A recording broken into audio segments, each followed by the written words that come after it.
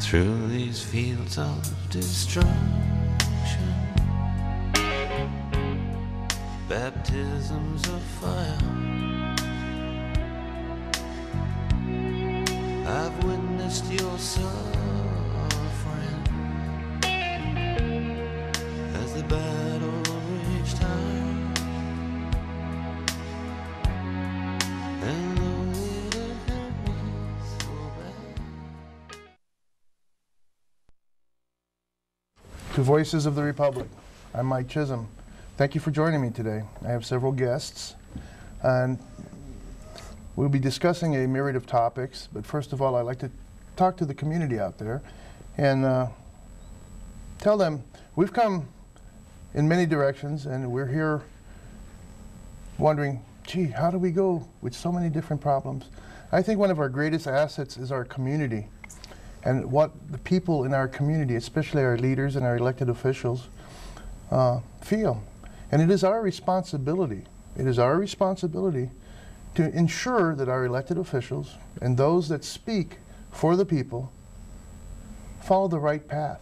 Some may ask what the right path may be. Well, this is why I have these gentlemen here to voice their opinion. So without further ado, I'd like to introduce them. To my left, I have Mike Todhunter, Chance White, Norman Rademacher, sorry Norman, I was messing, and Ron Clayson. We'd like to basically discuss the Constitution, basically what's going on in our community, what's going on in our state, what's happening in our nation. Some people say, well, how do we address a single problem? Do we stand for it? Do we do something? Some people ask why I'm on TV. I ask myself that every day.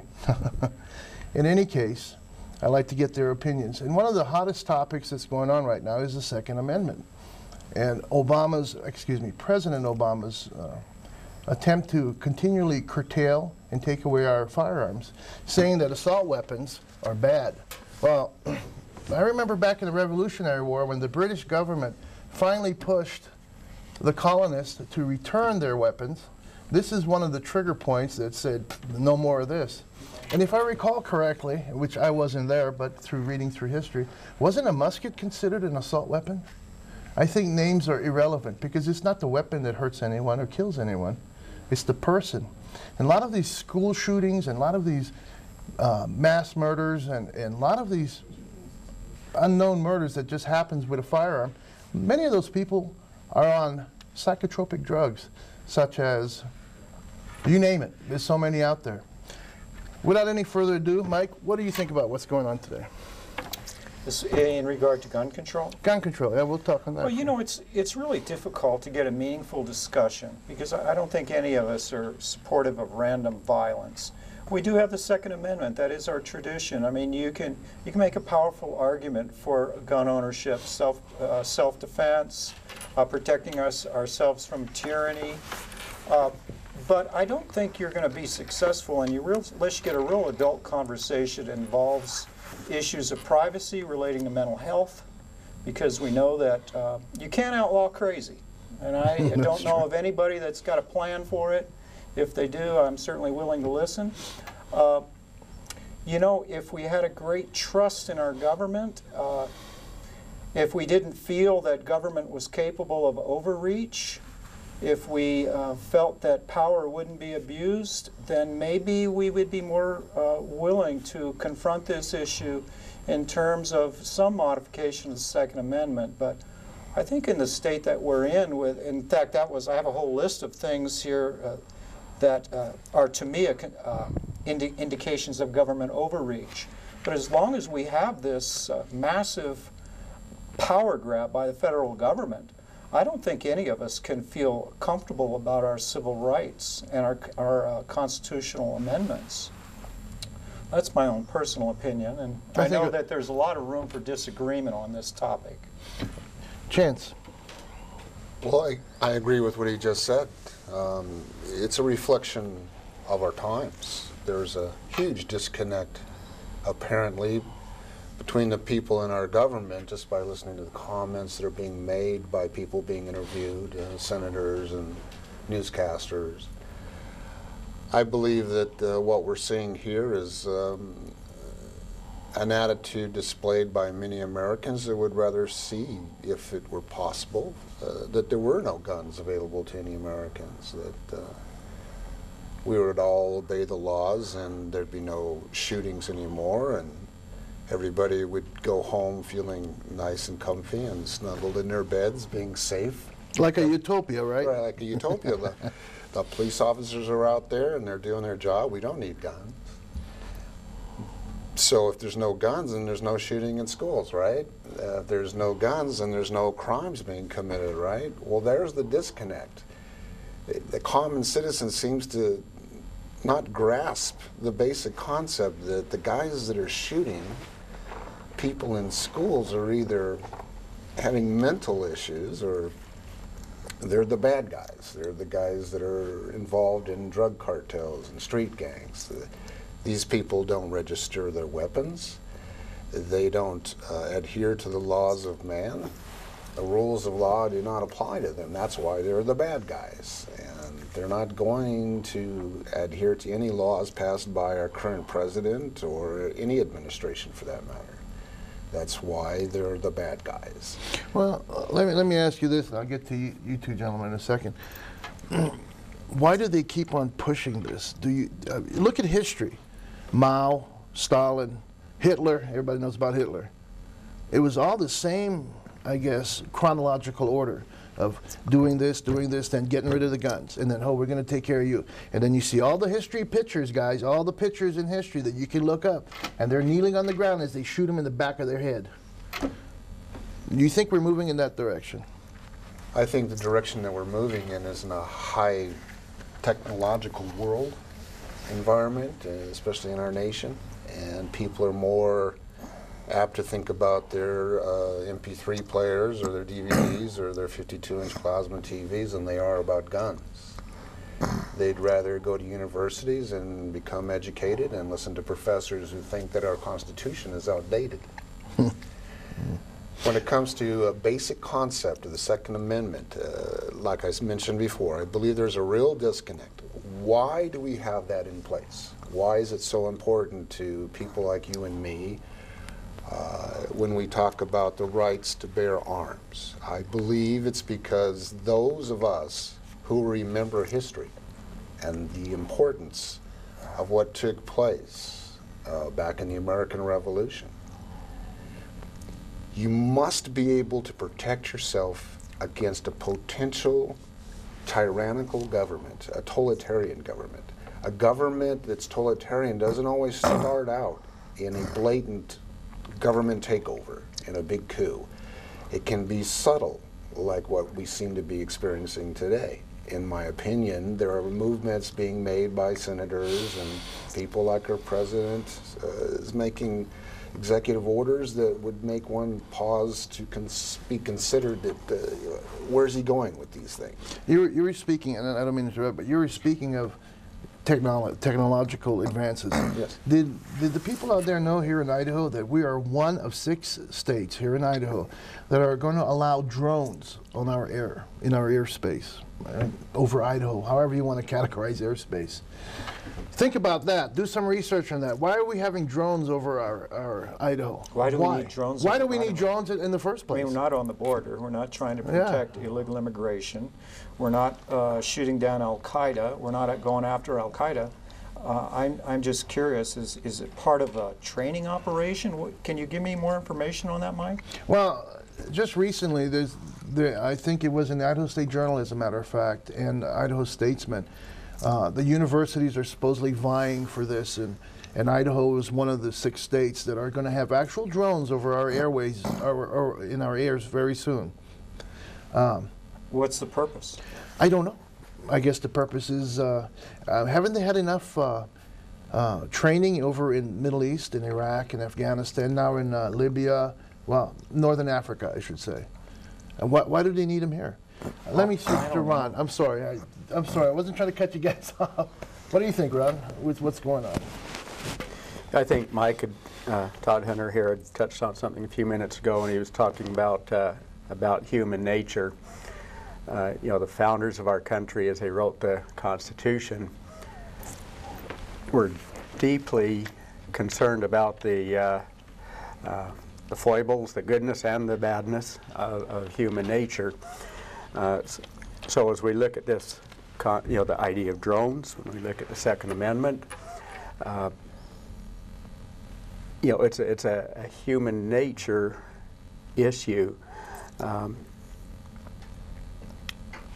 Taking away the guns, I don't believe is going to do anything about human nature. There's certainly ample evidence that if a person, firearms is quite a ways down the list as far as the means of violence against, one person against the other. And I think I haven't seen any statistics on this, but I would guess that if there were statistics showing the number of lives saved with a firearm compared to the number of lives saved with a baseball bat, which is the number one, I just read today, was the number one thing that In murder weapon. Right, with the bat, yeah. So if we compare the number of lives saved with a gun compared to the number of lives saved with a baseball bat, I'll bet there's more people saved with guns than there are with baseball bats. So it comes back to a human nature issue that we need to focus on that. Yes, there's mental issues. There's also the idea of somebody just plain being mean sometimes, and evil does exist. And so we've got laws. We should enforce the laws that are there to try to deal with the badness that's out there. And I just slipped my mind what my last, what my next point was going to be here. Happens to all of us, right? It happens to me all the time. It happens to me too. So How about you, let Norm? Norm take a shot at it here. I have to say amen to everything that's been said here. As I was thinking about this, I have friends in Africa, friends in England, and I talk to them all the time. And it's amazing to me to see the people in Africa, how they look to us. Please do not let President Obama do this and everything as he's trying to do to us. They depend on us, and a lot of people don't understand that America was made with the help of our Father, with the Constitution, our Father in heaven.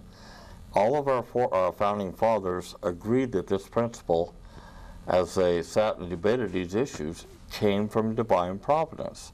Now, this Constitution we have was not just for America, it was for the whole world, to show a sign of peace that all men will be free. And once we start debasing our Constitution and losing its values, then we lose our freedoms. When we think about the gun issue, knowing what I talk to these people about in the foreign countries, they are adamantly against taking our gun rights away. They know what will happen. And they say, come and look and see what happened to us. In England right now, they're not rioting, but they're demonstrating about the loss of their gun issue. But where were they 6 years ago when they took all the rights away? We need to remember, and I like this what President Bush said at the start of the Gulf War, at 9/11. He said, this is not sickness, this is evil. We forget that there is really evil. People do have evil thoughts, and they're good thoughts. We have a lot of good things in our nation, but we need to remember that these things that are coming about us is to try to strip our freedoms away so that we can become subject to their will. On that note, stripping our freedoms away, isn't our county sheriffs, they're duly elected? Are they not, in my opinion, and many others' opinions out there, that they're duly elected to protect their citizens? Now, that brings me to the point that you see the flyers here. Sheriff Donahue of Canyon County said he would not comply with Obama's anti-gun policies that are trying to come out. And in addition, I have to read my notes, sorry guys, I'm not a professional like Glenn Beck or Bill O'Reilly. But we have the following counties in Idaho that has stood up. These are the sheriffs. Madison County, which is Roy Klinger. Canyon County, Kieran Donahue. Sheriff Donahue, which we're going to talk about. Bonner County, Dale Wheeler. These are all sheriffs, and I apologize if I'm using the word sheriff. Clearwater is Chris Goetz, G-O-E-T-Z. Idaho County, Doug Giddens. Jerome County, Doug McFall. Lewis County, Brian Brocoop, I apologize, Sheriff. Lewis County, that Brian Bocoup. Nez Pierce is Joe Rodriguez. Twin Falls County, Tom Carter. And Benowak County, Dave Reeser. And I know we have a good sheriff here, Sheriff Nielsen. I'd just like to know, in your guys' opinion, where's the sheriffs? These are sheriffs that are standing up right now saying, no more to this. And there's, in addition to that, there's about 276 sheriffs nationwide documented now that says, no more. Gentlemen. Well, you know, I think that the sheriffs are sworn to uphold the Constitution. And the Second Amendment is second of the Bill of Rights, is part of the Constitution. Executive orders don't apply to states or to counties. That is only within the executive branch of government. And that's a big misconception, isn't it? Absolutely. And I'm all for the American system. I'm for constitutionalism. If the legislators vote lawfully to pass laws through the statute process that modify in some way, or if they want to pass an amendment to the Second Amendment to repeal it, you know, I am all for that. If local citizens in Idaho want to pass laws that define the proper use of guns, I don't have a problem with that. But for somebody to come in and strong-arm us and tell us at a local level that our rights are going to be curtailed, to me that smacks for the very reason why we should have guns. Because I believe in the legislative process. If the will of the majority is such that they can muster enough votes to repeal the Second Amendment, I have no problems with that. But you know, I believe that most Americans feel so strongly about their rights that the chances of repealing the Second Amendment are slim and none. And I just believe in the legal process, and I don't believe in executive orders. And I believe in local government. I have traveled, as you know, I've traveled the world. I've grew up as a military brat. I've done a lot of traveling. And you taught in the college, right? Idaho is a great place. We have lots of capable people here. We're more than capable of governing ourselves. We don't need outsiders telling us what to do. I have great confidence in my neighbors and the city I live in. You know, I have spoken to several senators here in Idaho, and they know who they are because I've talked to you and you've called me back. And I've talked to some House of Representative individuals too, and they say, because I had called them and I'd emailed them, basically I got to them and they got back with me, several didn't, so I'm still waiting for your calls, guys and gals. But Wyoming is trying to pass a thing called the Firearms Freedom Act, and I've been told by a couple of senators that they're looking into that for Idaho. And I think this is why the general public out there needs to say, hey, we need to stop this now. Like you were saying, Norm, look what happened in England. Where were they 6 years ago? And now they're going, oh, just like Australia. Australia's going, what do we do now? What do we do now? Go ahead, Chance, I'm sorry. Well, I believe the sheriffs have more of a rapport with the people. I believe after the sheriff level, you shoot up to the governors. I think governors tend to have a disconnect with the people, just like senators, folks in D.C. there. At least it's my personal opinion. I guess that can't be 100% in all cases. The reason why I say that is the county sheriffs tend to, as they are now professing, to follow the Constitution, wanting to uphold it, and they believe that infringing on the Second Amendment, which is what it appears to be going on currently in the Washington area with some folks, the sheriffs don't want to go against that mentality of I took an oath to uphold the Constitution, and I'm going to stick to it no matter what the federal government might say. Ron? Well, last week I had called Sheriff Nelson because I wanted to ask him about his stand on this issue. He called me back, thank you, and I was very pleased, I've got to say, with his answer. And what it was, he mentioned the Constitution and said, you know, I have made an oath to the Constitution. And basically he said if, as the Constitution and the Second Amendment stands, he would enforce it and not allow executive orders to trample over the Second Second Amendment. He said now if there were an amendment passed, you know, where there was a repeal, and it went through the process and it was repealed, then I would also, you know, by necessity I would have to enforce that if it's gone through the process. But until that time, or unless that happens, then no, he was not going to enforce that. And so I was personally very pleased with his response on that.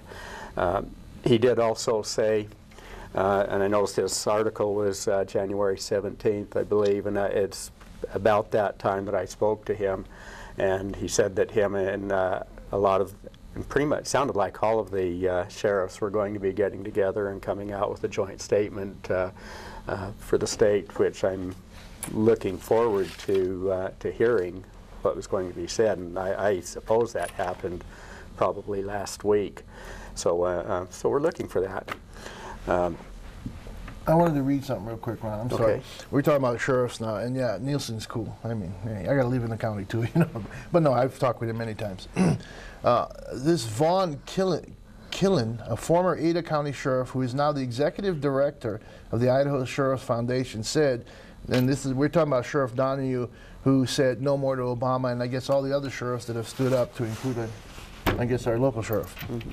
Right on. This individual said that Donahue is the first Gem State sheriff to vow to ignore the new orders. He expects to follow the Ada County law. And he said, Vaughn says, I can't understand a sheriff who feels very, very strongly in a particular way and wants to make a statement. But the Wendy Olson, the U.S. Attorney for Idaho, said Donahue's announcement won't affect federal enforcement in Canyon County. Okay, so here we're playing with the feds and the sheriff. So who's got the power? Norm? I think the county has. If you go to ultimately, the sheriff is the most powerful policeman in the county.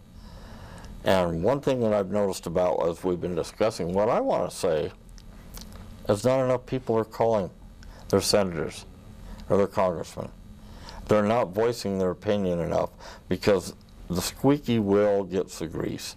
And our senators and congressmen listen to us. And the more we can call them and talk to them, like Sheriff Nelson, I know him, I think he's a decent individual, and I think he will support the Constitution. What he needs is he needs to hear from every one of us to say we support him in that issue. We need to call Senator Crapo and our representative, Mike Simpson, and those, and tell them, which I have done. All of us need to say, please support our constitutional issues. And not just always calling them about complaining about something, guys. Where am I at? Where am I at? Not always calling your senators and your representatives and complaining, or even your locally elected officials.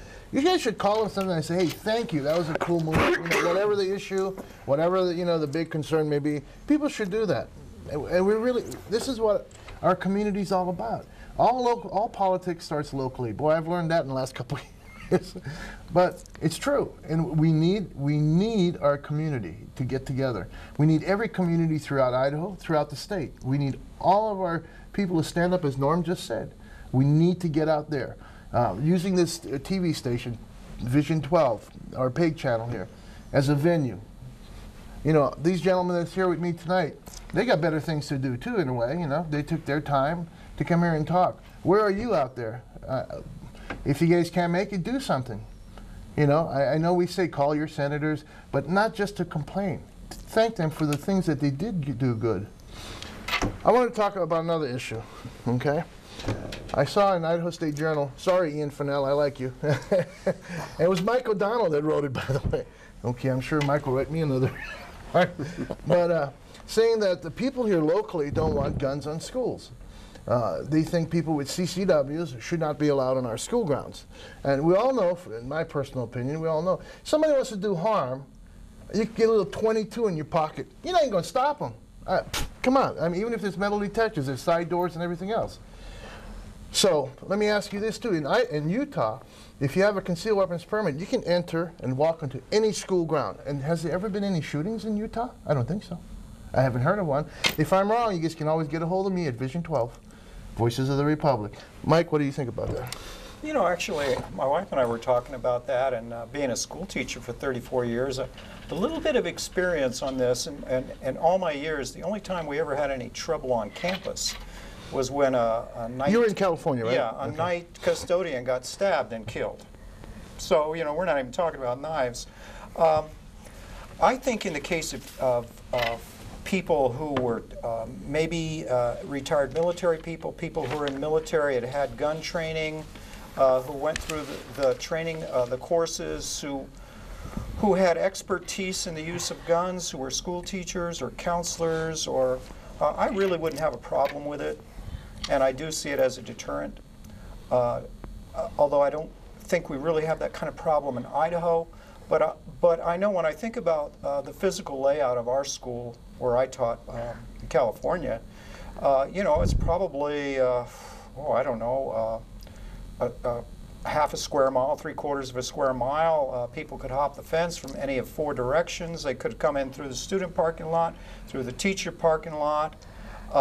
You know, they could create diversions. They could almost pull any kind of military-style operation. Now, we had a full-time policeman on campus, but I just don't see how one person could respond in a way if someone was determined to get into a building, because you could walk it right in the front office.